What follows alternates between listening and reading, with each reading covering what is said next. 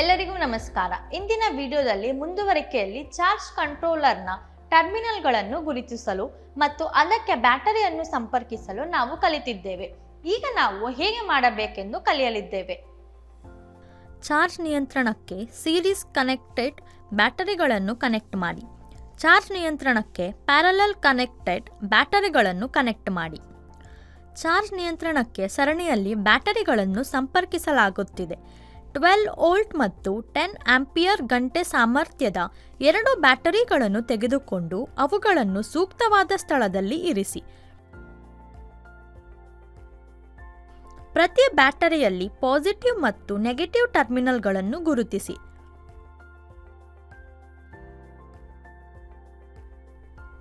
ವೈರ್ಗಳನ್ನು ಬಳಸಿಕೊಂಡು ಮೊದಲ ಬ್ಯಾಟರಿಯ ಪಾಸಿಟಿವ್ ಟರ್ಮಿನಲ್ ಅನ್ನು ಎರಡನೆಯ ಬ್ಯಾಟರಿಯ ನೆಗೆಟಿವ್ ಟರ್ಮಿನಲ್ಗೆ ಕನೆಕ್ಟ್ ಮಾಡಿ.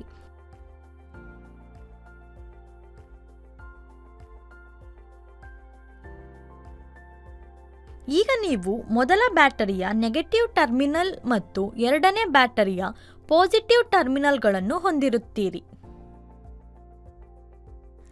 ಬ್ಯಾಟರಿ ಪ್ಯಾಕ್ನ ಪಾಸಿಟಿವ್ ಮತ್ತು ನೆಗೆಟಿವ್ ಟರ್ಮಿನಲ್ಗಳನ್ನು ಗುರುತಿಸಿ. ಒಂದು ಬ್ಯಾಟರಿಯ ಪಾಸಿಟಿವ್ ಟರ್ಮಿನಲ್ ಅನ್ನು ಇನ್ನೊಂದು ಬ್ಯಾಟರಿಯ ನೆಗೆಟಿವ್ ಟರ್ಮಿನಲ್ ಸಂಪರ್ಕಿಸಬೇಕು. ಉಳಿದ ಪಾಸಿಟಿವ್ ಮತ್ತು ನೆಗೆಟಿವ್ ಟರ್ಮಿನಲ್ಗಳನ್ನು ನಿಮ್ಮ ಮೆಜರ್ಮೆಂಟ್ ಬಿಂದುಗಳಾಗಿವೆ. ನಿಮ್ಮ ಮಲ್ಟಿಮೀಟರ್ ಅನ್ನು ಆನ್ ಮಾಡಿ ಮತ್ತು ಡಿಸಿ ವೋಲ್ಟೇಜ್ ಮೆಜರ್ಮೆಂಟ್ ಮೋಡ್ ಅನ್ನು ಆಯ್ಕೆ ಮಾಡಿ. ಮಲ್ಟಿಮೀಟರ್ ಕಪ್ಪು ನೆಗೆಟಿವ್ ತನಿಖೆಯನ್ನು ತೆಗೆದುಕೊಂಡು ಅದನ್ನು ಮೊದಲ ಬ್ಯಾಟರಿಯ ನೆಗೆಟಿವ್ ಟರ್ಮಿನಲ್ ಸಂಪರ್ಕಪಡಿಸಿ. ನಂತರ ಮಲ್ಟಿಮೀಟರ್ನ ಕೆಂಪು ತನಿಖೆಯನ್ನು ತೆಗೆದುಕೊಂಡು ಅದನ್ನು ಎರಡನೇ ಬ್ಯಾಟರಿಯ ಪಾಸಿಟಿವ್ ಟರ್ಮಿನಲ್ ಅನ್ನು ಸಂಪರ್ಕಪಡಿಸಿ. ಮಲ್ಟಿಮೀಟರ್ ಪ್ರದರ್ಶನವು 2 ಬ್ಯಾಟರಿ ವೋಲ್ಟೇಜ್ಗಳ ಮೊತ್ತವನ್ನು ತೋರಿಸುತ್ತದೆ ಎಂದು ಖಚಿತಪಡಿಸಿಕೊಳ್ಳಿ.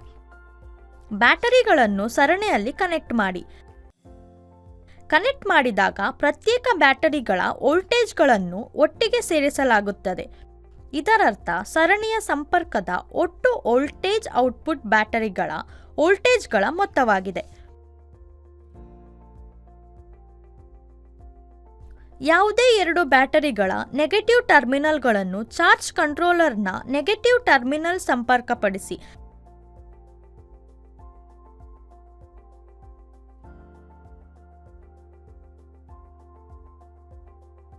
ಮತ್ತು ಕಡತದಲ್ಲಿ ತೋರಿಸಿದಂತೆ 2 ಬ್ಯಾಟರಿಗಳನ್ನು ಯಾವುದಾದರೂ ಒಂದರ ಪಾಸಿಟಿವ್ ಟರ್ಮಿನಲ್ ಅನ್ನು ಚಾರ್ಜ್ ಕಂಟ್ರೋಲರ್ನ ಪಾಸಿಟಿವ್ ಟರ್ಮಿನಲ್ಗೆ ಕನೆಕ್ಟ್ ಮಾಡಿ.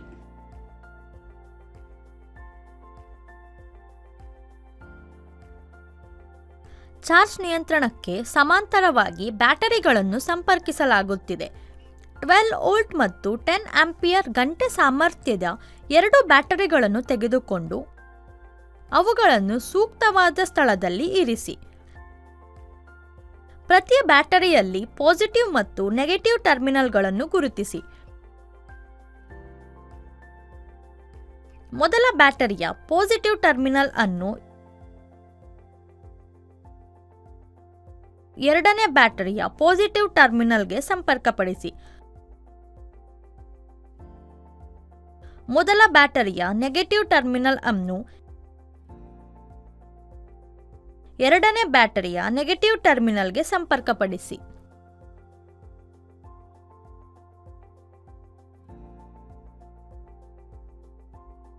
ನಿಮ್ಮ ಮಲ್ಟಿಮೀಟರ್ ಅನ್ನು ಆನ್ ಮಾಡಿ ಮತ್ತು ಡಿಸಿ ವೋಲ್ಟೇಜ್ ಮೆಜರ್ಮೆಂಟ್ ಮೋಡ್ ಅನ್ನು ಆಯ್ಕೆ ಮಾಡಿ.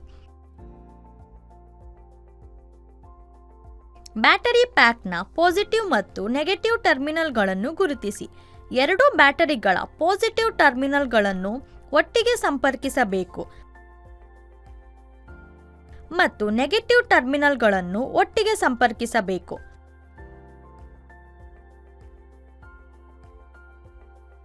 ಮಲ್ಟಿಮೀಟರ್ ಕಪ್ಪು ನೆಗೆಟಿವ್ ತನಿಖೆಯನ್ನು ತೆಗೆದುಕೊಂಡು ಅದನ್ನು ಬ್ಯಾಟರಿಯ ಒಂದರ ನೆಗೆಟಿವ್ ಟರ್ಮಿನಲ್ ಸಂಪರ್ಕಪಡಿಸಿ.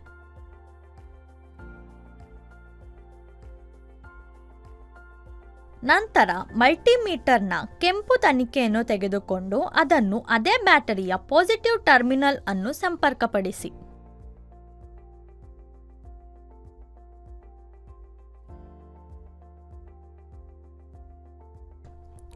ಮಲ್ಟಿಮೀಟರ್ ಒಂದೇ ಬ್ಯಾಟರಿಯ ವೋಲ್ಟೇಜ್ ಅನ್ನು ಪ್ರದರ್ಶಿಸುತ್ತದೆ ಎಂದು ಖಚಿತಪಡಿಸಿಕೊಳ್ಳಿ. ಎರಡು ಬ್ಯಾಟರಿಗಳನ್ನು ಸಮಾನಾಂತರವಾಗಿ ಕನೆಕ್ಟ್ ಮಾಡಿದಾಗ ಔಟ್ಪುಟ್ ವೋಲ್ಟೇಜ್ ಒಂದೇ ಬ್ಯಾಟರಿಯ ವೋಲ್ಟೇಜ್ನಂತೆಯೇ ಇರುತ್ತದೆ. ಬ್ಯಾಟರಿಗಳನ್ನು ಸಮಾನಾಂತರವಾಗಿ ಸಂಪರ್ಕಿಸುವುದು ವೋಲ್ಟೇಜ್ ಅನ್ನು ಹೆಚ್ಚಿಸುವುದಿಲ್ಲ, ಆದರೆ ಇದು ಬ್ಯಾಟರಿ ಬ್ಯಾಂಕಿನ ಒಟ್ಟು ಸಾಮರ್ಥ್ಯ ಮತ್ತು ಪ್ರಸ್ತುತ ಸಾಮರ್ಥ್ಯವನ್ನು ಹೆಚ್ಚಿಸುತ್ತದೆ. ಎರಡು ಬ್ಯಾಟರಿಗಳ ಪಾಸಿಟಿವ್ ಟರ್ಮಿನಲ್ ಅನ್ನು charge controller positive terminal connect ಮಾಡಿ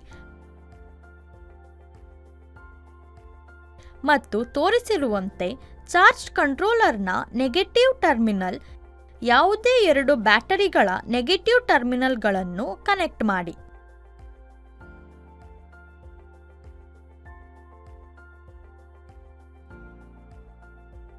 ಈ ವಿಡಿಯೋದಲ್ಲಿ ನಾವು ಹೇಗೆ ಮಾಡಬೇಕೆಂದು ಚರ್ಚಿಸಿದ್ದೇವೆ.